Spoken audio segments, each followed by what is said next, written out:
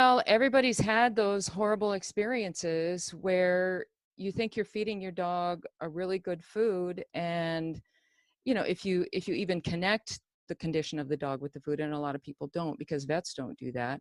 Mm-hmm. But you think you're doing everything right, and your dog is just chronically sick. And I had those experiences too. I mean, it's heartbreaking to just watch your animal die and listen to a vet say, well, we don't know what caused it. I mean, I had a cat die when he was 11 of peritonitis, and this is supposed to be something that is caught, right? It's Right. supposed to be um, a communicable disease. Well, my cat was indoor only.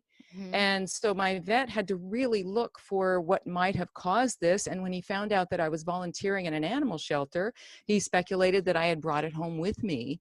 And so I had to listen. He was talking to me on the phone when my cat was dying, and I could hear my cat. This was a very silent cat. He never complained, and I could hear my cat crying in the background. It was horrible. And so I had to go, okay, well, I brought this sickness home to my cat. That's where my head was in those days. Everybody's Right. is, we're Mm-hmm. all indoctrinated with that stuff. So that was, one little experience, very disillusioning experience. And then I had a dog also that was 16, and she was in and out of the vet's office her whole life, miserable ear problems, skin problems, never got to the root of it.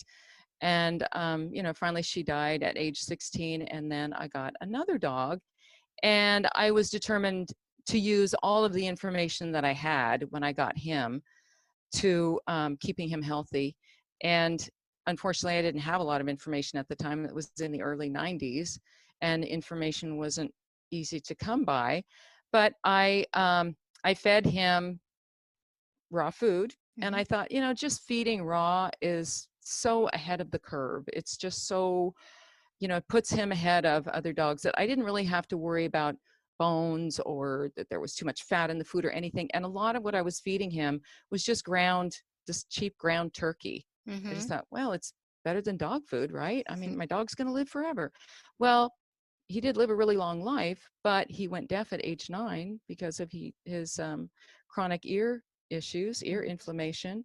And it happened pretty quick. I mean, he had recurring ear issues, but then he had a bad one. And within 2 weeks, he was deaf. So for the rest of his life, he had to be deaf. And at that point, I started trying to figure out what I had done wrong. And I did finally settle